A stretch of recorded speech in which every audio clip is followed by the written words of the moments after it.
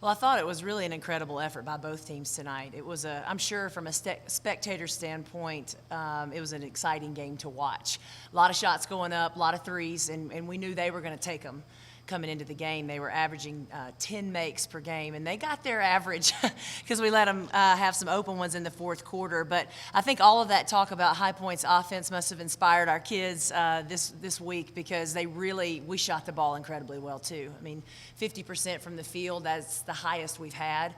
I just think that is attributed to the mentality that we've had lately, the confidence in what we can control, and know that every shot's not going to fall. But I think that's relaxed some of the pressure off of kids like Sonora and Nadiria, thinking they've got to score. Actually, no, they just got to defend, just like everybody else on the team. They've got to defend and rebound and lead, and if that's a team mentality, I think we'll be in good shape, because those things we can control, and that's what we've been talking about. But really, just again, a great overall game. We needed to get this one. I know they'll be hard to beat at their place, and we've also got a quick turnaround and got to take this on the road to Radford, which is never a fun place to play. But glad we got this one, and proud of our kids.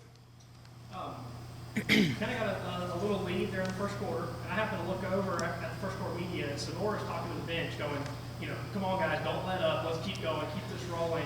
Is that kind of the mentality you have to have against a team like High Point, that no lead is safe and you have to keep the pedal down? Teams that can score in bunches are usually teams that can shoot the three, and they can shoot it extremely well. So, no, you're never safe. And even in that fourth quarter, you saw how quickly we went from 22 up to 13 up, and then luckily, well, not luckily, we executed a play very well, and AC got fouled. Amir Korpanen got fouled on a three-pointer, which was a really huge answer. But just like that, had that shot not gone in and they make another three, we're in a possession game with about 5-6 minutes to go. So that's what we were preaching in our huddles, and our kids are pretty good about understanding the team, understanding the opponent, and that's part of the scout. Like, this team can score. We're going to have to challenge them. And so it's just maintaining that consistency and mentality. What do you feel like was the biggest difference defensively in that third quarter as opposed to the others when you held 8 points?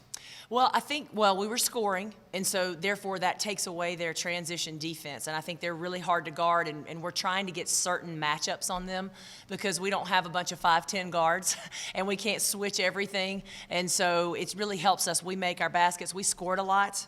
We scored 24 points, and so we were able to set our defense. And then we made a couple of adjustments on some of their players. Really, all 5 kids on the team for High Point, 1 through 5 can shoot the three, but we took our chances on their bigs and tried to gap and lane and really try to help, because we had to guard their guards tightly. So obviously, somebody to help in the lane on penetration was key. Sonora seems like she's really catching her form now that conference play has started. And tonight was by far her most efficient one, at least statistically. Do you feel like she's kind of getting back to what she can be? I think Sonora is definitely reaching her potential because she's really focusing on, again, the controllables. She's focusing on leadership. She knows we need her to be more than just a scorer. She's understanding that, and she has the capacity to do it, to score but also lead. So extremely proud of the way she can score the basketball, but more so of how she's leading the team right now as a captain. And I remember before the season you said the 5 position might be something you have to watch throughout the year. Maybe some depth issues still in your eyes, but Willow seems to just be taking over games now. How big is this her just emergence? Brooke has had an incredible season on the glass, and we know that we're a little bit more guard-oriented in our offenses, so it's not like we're going to, give touches to the paint as much. We want to spread it out, but on the glass, she's doing it better than anybody in the league. Right now, she's leading in both categories, defensive and offensive rebounding, so that's huge for us and really gives her a lot of confidence. And then finally for me, this is obviously a really tough stretch over the season, 4 games, 10 days. Ensuring at least a split with a chance to go 3-1, how big is that going forward? Well, what we talked about at the beginning of this 4-game stretch was everybody's got to do this except 4 teams in our league. 4 teams in our league had a bye, in one of those game slots. So who's going to do this week better? Because last year I felt like this was a little bit of a setback week. We had this same week and we went 1-3.